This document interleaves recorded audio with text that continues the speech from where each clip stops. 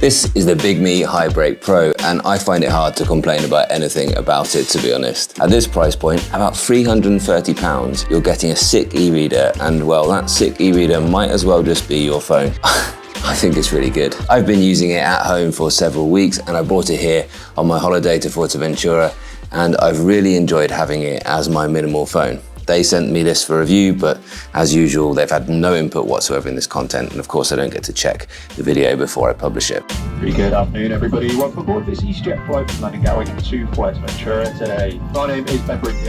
Okay, so there are a few things that I can complain about, of course, but one is a major deal. The rest are quite small things. It could use some fine tuning of the auto light settings.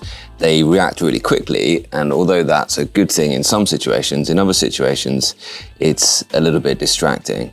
And I'd like the option to maybe make them react a little bit slower, or have my preference for the lights actually being dimmer more often would be better. So maybe if you could alter the speed it would react and its sort of default setting, if you like, or how bright you ever want it to go, because certainly you don't want it full brightness on the blue light when it's actually totally dark. That auto brightness is so sensitive that sometimes it will actually flash when it's just on the cusp of whichever brightness change it's on. Another thing is that the updater has failed a couple of times.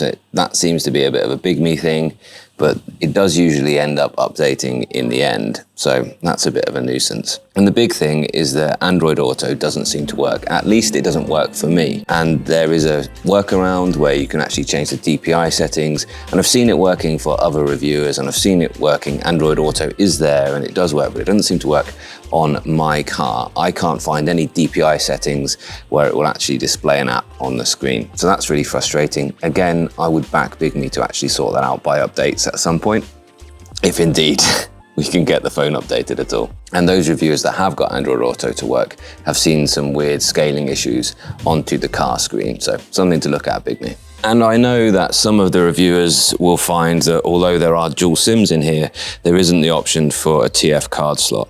I know that for some people that is a deal breaker. That's not an issue for me personally. 256 gigabytes of storage is easily enough for me using this as a simple smartphone with only select apps on it and just a whole bunch of books on it. But I can see that if that was something that you would expect, you'd be a bit disappointed not to see it here on this phone, where it is on lots of alternatives at this sort of form factor and this size. Now, if you're really nitpicking, then I suppose you would say the depth of the screen is a little bit of an issue. You can see here, if you just look right to the corner, that actually there is a bit of a gap between the e-ink and the actual top surface of the screen. It's not a major issue in use, but there is that. And also, incidentally, I've got a glossy screen protector, a cheap screen protector on here, which actually I added myself. Mine didn't come with one on. So you might see some reflections there. And I've added that because I really want to keep this phone looking great, but I'll take that off for the rest of this review because you'll see actually there are fewer reflections from the screen when it's just the surface that it came with. And for some reason, the corners of the screen are actually slightly cut off. And you can see sometimes the user interface elements actually go slightly off the edge. And I noticed it in one of Bigme's own apps, I'm not sure which, where actually one of the icons actually went just slightly underneath the corner of the screen. And that's just because they've chosen to round off the edges of this perfectly rectangular panel. You can see I've got my notes here in OneNote and it's working really, really well. It was in the Reader app, look. This tiny little flash actually got cut off from the bottom corner of the screen. And that's not a major issue, it's a bit odd. It shouldn't happen, of course, especially in your own software, but that was something that actually reportedly happened to Mac in their Safari app. And that was actually documented on a LTT video recently. So why on earth would you not just make every pixel of the screen visible? I don't know. I suppose also this is not a flagship standard phone. You've got 8 gigabytes of RAM in here, and you've not got the very latest Snapdragon. You've got a MediaTek, perfectly adequate though, with 8 cores, 2 of which are performance cores. 300 dot per inch, and you can see there, yeah, 8 gigabytes of RAM, of which currently there's only 2 gigabytes of them available, but I can just get rid of them all to give all that RAM back to the system. And you can see loading up OneNote from scratch works really well.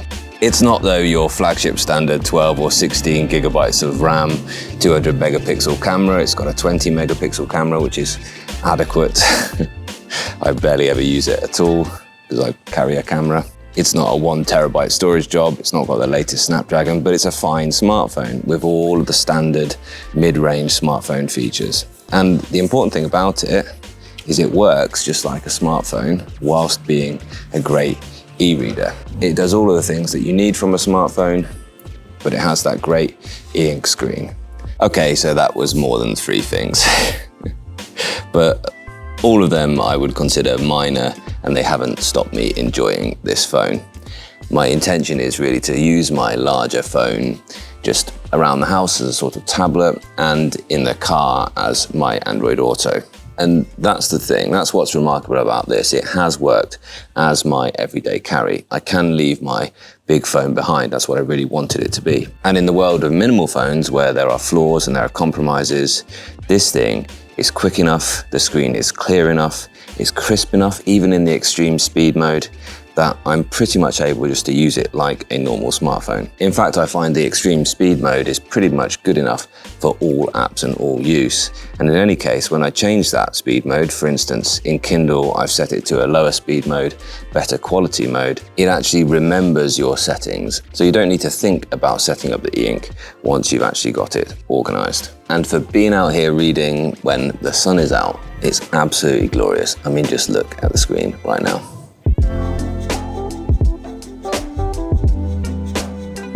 So these are all your customization settings. You can see I'm in default here for Kindle. So you can actually optimize within each app and it will remember this setting. So I'm on fast mode, but with auto clean on, high quality though still. And then when I go into OneNote, it's remembered that it should be in, still on default, seems to be good enough, but I can change to custom. It's even faster and still retains that clarity. And I've got that single press should I need to, if I need to clear out the screen again. And I'll also say one thing very important for this type of device is the battery life has been really, really quite good. Sure, it depends which apps you use. If you use more dynamic apps that are using more of that processing power, you will find a drop in battery life. But if you're just reading on it, then the battery life has been really supreme. And I am getting that promise kind of week rather than days on the phone. Now, if you watch my channel at all, you'll know that there are a good few e-ink devices out there. And one of the main differentiators, one of the key things for e-ink companies to get right is actually how they manage the e-ink screen. And I'm happy to tell you that it's done really well on the Bigme HiBreak Pro. There are a few other e-ink minimal phones out there, and I can tell you that none of them come close to how this screen looks. They've just got it right. It's fast when it needs to be fast. It's clear when it needs to be clear, and it's clean when it needs to be clean. And importantly, it can do most of those things most of the time. It doesn't have to switch between modes to get those things right. And that leads to a really uninterrupted use of it as a smartphone. The other options I can't say that for. The Light Phone 2 has an e-ink screen. It's got an appalling screen, quite frankly. And really, all I need to say about the Light Phone 2 is you can do so little with it that you might as well just carry around a $20 dumb phone, because you'll pull that out of your pocket just as infrequently, but the dumb phone will be more useful to you when you do need it. Then there's the minimal phone, which is trying to be just as useful as this. It's got a QWERTY keyboard though, which differentiates it. It's an Android 14 phone as well, with all of the Google Play Store. But the minimal phone is massively let down by the software. It's underdeveloped. The software is where Bigme was 4 years ago. More on that one in a future review as well. And then there's the Medita, which actually, if you want a phone which cannot do certain things, then that's the one to buy, because the software is reasonably well optimized for the e-ink screen, although I think they can do better. But at least they've really thought about what it does do. And the software, although it's limited, does have some really mindful and thoughtful additions on it. For example, it might just help you meditate. And the Medita could be an option if you weren't looking to get rid of your existing smartphone. If you actually like using your iPhone most of the time, but you want an option to carry around just a phone and leave your iPhone behind at time. The problem with that though is you can't use apps like WhatsApp or Signal or Messenger on the Medita, and that's how most of us use messaging these days, not SMS. But this one, the Bigme HiBreak Pro, wow, it has actually managed to replace my smartphone. So how's the video on the Bigme HiBreak Pro? This is the front-facing camera. And this is the rear-facing camera. What's that like? Say what, my love? Are you gathering hazelnuts because you're squirrels? I wouldn't recommend taking video on it or really having it as a camera, but if you did, you know, one thing from a modern smartphone you do need is a camera. Just looking at the build now, I personally think the buttons are really quite good. The fingerprint reader is fast for me. I've enrolled my thumb more than once, so that means that I get accurate presses each time. I've enrolled this fingerprint, and it also does face unlock. And the buttons are really satisfying, I find, to press whilst you're reading, with that really seamless change between pages and also change between apps. I really like the action buttons, which have 3 functions: single press, double press, or long press, to do your various different functions you've assigned them to. And yeah, I find all that really quite good. The infrared blaster on top, I haven't found a use for and probably won't, so that's just a needless thing for me. And yeah, there's a speaker on the bottom and the speaker on top making the stereo pair. I've been using it nearly exclusively on my holiday as my carrying around phone, and I've left my big phone at home just to use as a sort of tablet, really. I've taken it to the beach, I've taken photos on it and shared them via WhatsApp. And I've used ChatGPT on it as well. It's worked with roaming here in the Canary Islands. I made an impressive itinerary on ChatGPT, including things for all the different age groups in the family and gluten-free options for my gluten-free mother-in-law. It's managed to do all of the smartphone things on a daily basis. And well, if you're also aware on my channel, I often rank e-ink devices, so I'm wondering if you'd be interested in a ranking of minimal phones or e-ink smartphones. We could maybe make that a live stream sometime soon, really, but I can already tell you right now, this one is the one that'd be #1 on that list. And the thing that's really impressed me is it might even be my favorite e-ink device at the moment, full stop. And most importantly, it's just been a pleasure to pull this out and sit on a lounger in the full sun and read on this glorious, crisp e-ink screen. They really got it right this time on the HiBreak Pro. So where with the last one, the HiBreak, I wasn't able to fully replace my smartphone. I feel like I'm going to be able to do it full time on this phone now. Of course, it's not going to be able to replace all the LCD or OLED screens in my life, but all I'm doing on this phone is installing apps intentionally that I know I'm going to want to use on the e-ink screen. And that sets it apart from the really stripped down minimal phones, that I can choose what I want on this phone, and I can then do minimalism on my own terms rather than someone else's conception of what you want from a minimal phone. And I did wonder if it was really necessary, but some of you have suggested that a little garaged Wacom stylus, similar to an S Pen, would work really well on the HiBreak Pro. So maybe that for next generation, please, Bigme. And I think that would be good, having it then as just a little scratch pad for you, a little place where you can write down your to-do lists in your own handwriting on this pretty large screen, actually. I mean, OneNote just works on here, it is great. But why would anyone want this? And I get this comment quite a lot. Surely this is just a worse smartphone. Why would you want a black and white smartphone? So let's talk about that. At the start of the holiday, I was really disciplined and I hardly looked at my big foldable phone. I carried this around and I was just reading Dante on it. And whenever there was a few minutes of downtime, I just picked out my pocket and read another canto. I absolutely loved that experience. I was sleeping well, I was relaxed, I was thinking good thoughts.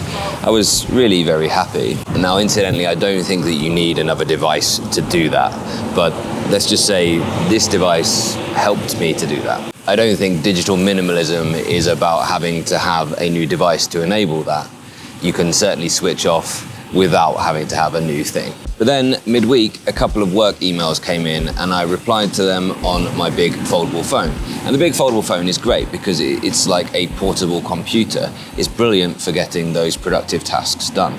And then it was the football. So that evening, it was Man United's epic throwing away a lead and then going down in extra time and then coming back to score 3 goals in 6 minutes to win in extra time. And that's incredible.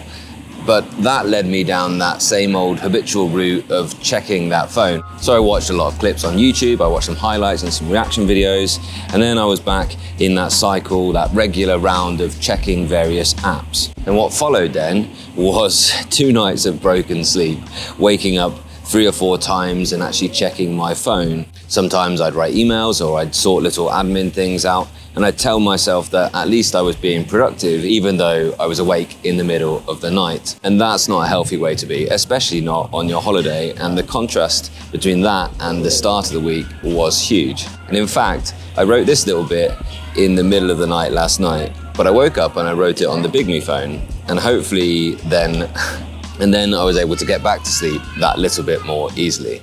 So that's the point. It's a phone that can do all of the things that you need a modern phone to do. Messenger apps of your choice. That app that signs you into your new car. The phone you can get your e-tickets on so you can scan through a barrier at the train station or a concert. But when you want somewhere to just read and write with fewer distractions, you can get back into Dante's epic scaling of Mount Purgatory rather than just check your emails and your newsfeed again.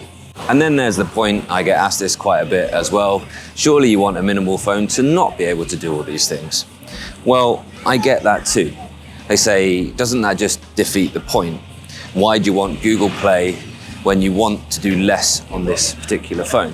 And I don't think this phone could yet be all things to all people at all times. But there are just so many things that we do on smartphones that are just useful, that aren't algorithmic feeds. You use your smartphone to control your music, to find your way on GPS. You use it to charge your car, and to pay for things. The HiBreak is a phone that can keep doing that whilst being a joy to read on. And your OLED phone can't be that. And what you are is less likely to get sucked into that algorithmic feed. You choose which apps to install on here and make it your minimal phone.